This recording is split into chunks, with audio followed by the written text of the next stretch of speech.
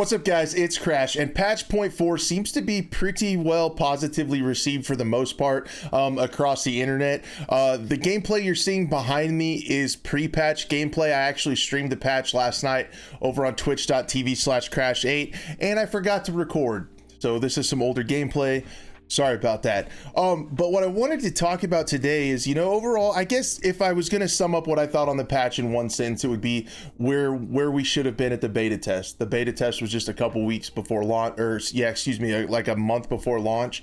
I think if the game was in this state during the beta prior to launch, I think we would have been doing a lot better.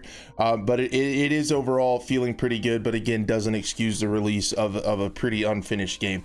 But the meat of this video, what I wanted to talk about, is over on Reddit, and I was hoping someone would do this because oftentimes when there are changes, we saw the mouse fix changes didn't get into the patch notes. There's these stealth changes that we don't always find out about, and Reddit user Angry Lalak Soldi, shout out to them. They made a thread talking about the stealth change list, and people were talking about the stealth changes that they found.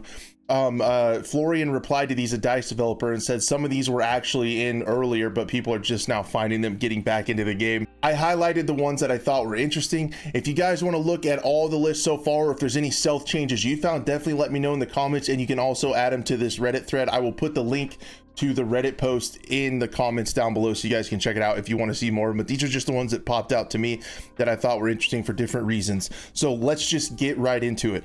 One of them is destruction of walls seems improved. Debris are affected and destruction bounds look more realistic. So they tested this on the orbital D1 and D2 buildings. So it looks like they're doing some stealth changes to debris and destruction. Hopefully they can really improve destruction, that it is lacking in my opinion from previous Battlefield titles. So hopefully they can add these as they go. Zip lines were added between the ship's objectives on the manifest map, so there's new zip lines there that you might be able to find.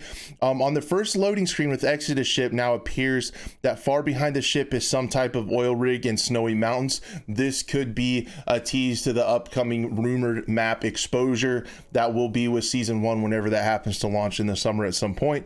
Mouse input has been improved, which is a really good thing. It really needed to happen. So those of you who are mouse and keyboard players, you can actually go back and put in your Battlefield 5 sensitivity, and it gets pretty darn close.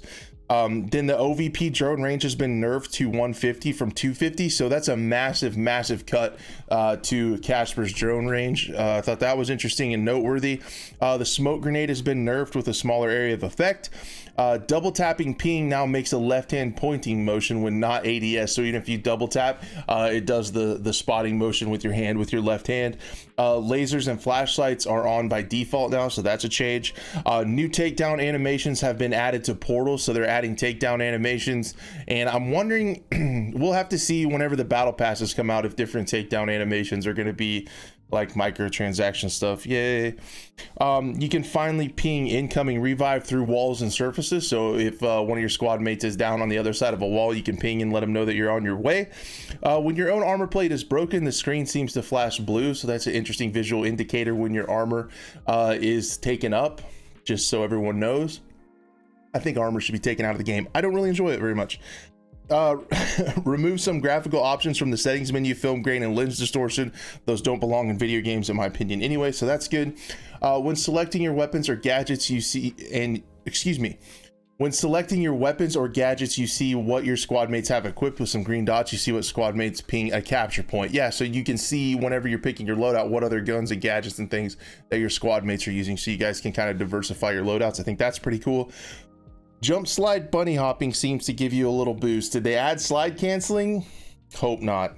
I don't think it's too noticeable. Multiple orange light bulbs added to air vehicles. That's good. Increased reflectivity from more sources, materials, and textures. More reflection from multiple surface sources. I talked about this because they did make some improvements that weren't in the patch notes, I feel like, to performance. I was getting 10 to maybe 15% more frames, somewhere in there. So hopefully they'll just continue to keep working on optimization because it's still not good enough.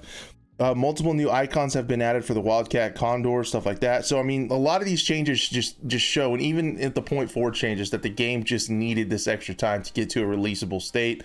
We're getting there, It's a good thing. Like I said, it still doesn't excuse the release of the unfinished game, and the jury's still out on a lot of the design decisions I don't really agree with. But anyway, I digress. Bolt action sniper rifles, new bullets are slower, more realistically. RPM of all snipers decreased. I did feel like that. I was hitting some snipes with the SWS, and it did feel a little bit slower. When you press a big map, your individual icon is highlighted with a green circle briefly, making it easier to locate yourself, which I think is good because the map, especially in 128 players, is pretty jumbled. Soldier aim sensitivity along with those mouse changes can be adjusted more precisely by a tenth of a degree or point rather than the entire thing. So they added a precise adjustments to that. Targets spotted by round now show a class icon along with the marker. So whenever you spot someone, you kind of know who you're up against. And they added TV missiles to Battlefield 3 and Portal. So yeah, a lot of changes went under the radar. I wanted to let you guys know that they were in the game. I thought this was noteworthy. Again, this Reddit user did a really good job. It was a good idea to get everybody together and help find these stealth changes. If there's anything you guys saw, let me know. I think, again, overall patch point forward is definitely a step in the right direction. No excuse for past mistakes, but definitely given where we're at, it's definitely a positive step in the game. I'll probably be playing it on Twitch just a little bit more. Again, we're really needing content though, and I know a lot of you probably agree with that. So anyway, guys, thank you so much for watching, and hopefully see you soon.